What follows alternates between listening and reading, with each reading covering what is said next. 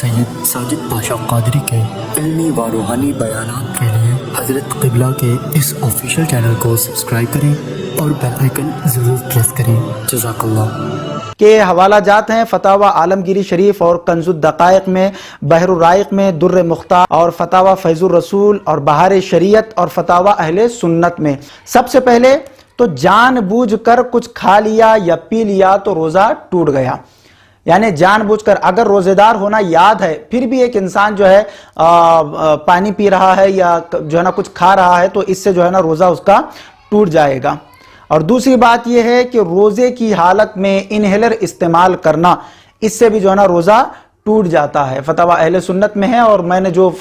کتابیں جو ہے نا آپ کے سامنے پیش کی ان تمام کتابوں میں باتیں موجود ہے۔ انہیلر استعمال کرنے سے مسئلہ یہ ہے کہ جب آپ انہیلر استعمال کرتے ہیں تو اس کے اجزاء جو ہے وہ ناک سے حلق کی طرف جو ہے نا چلے جاتے ہیں، جس کی وجہ سے جو ہے روزہ ٹوٹ جاتا ہے۔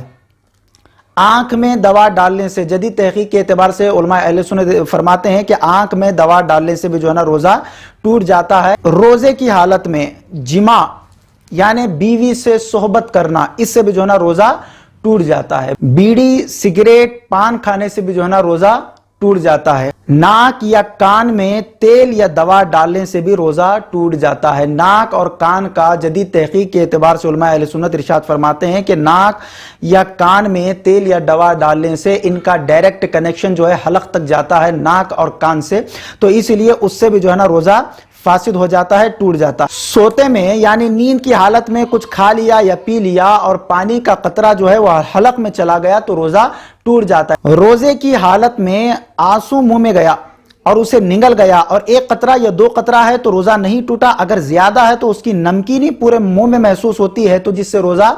فاسد ہو جاتا ہے۔ اب ایسی کوئی چیز ہم نے اپنے منہ میں رکھی جو گھلتی ہے، جیسے شکر وغیرہ ہے، تو اگر ایسی چیز ہم نے منہ میں، شکر ہے، گڑ ہے، اور ایسی کوئی بھی چیز ہو جو منہ میں رکھنے کے بعد گھل جاتی ہے تو اس کا تھوک اگر انسان نگل جائے تو پھر اس سے جو ہے نا روزہ فاسد ہو جاتا ہے، ٹوٹ جاتا ہے۔ اور پھر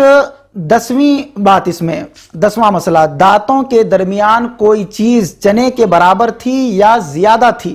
اسے کھا لیا تو روزہ ٹوٹ گیا۔ اب آئیے 11 کی نسبت سے ہم 11واں مسئلہ سماعت فرماتے ہیں کہ روزے کی حالت میں بلا قصد یعنی بغیر ارادے کے کلی یا ناک میں پانی ڈالا اور وہ پانی حلق کے نیچے اتر گیا تو پھر جو ہے روزہ ٹوٹ گیا، مگر جب روزے دار ہونا بھول گیا ہو تو پھر روزہ نہیں ٹوٹے گا، یعنی کہ یاد نہیں ہے کہ روزے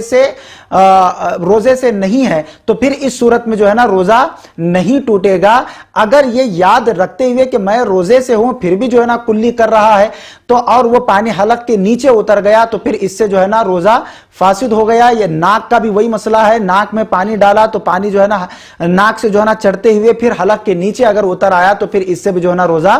فاسد ہوگا۔ مزید ایسے ہی ویڈیوز دیکھنے کے لیے ویڈیو کو ابھی لائک اور ہمارے یوٹیوب چینل سید ساجد پاشا قادری کو ضرور سبسکرائب کر لیں اور بیل آئیکن ضرور پریس کریں تاکہ ہر نئی آنے والی ویڈیو کی نوٹیفیکیشن آپ کو ملتی رہے۔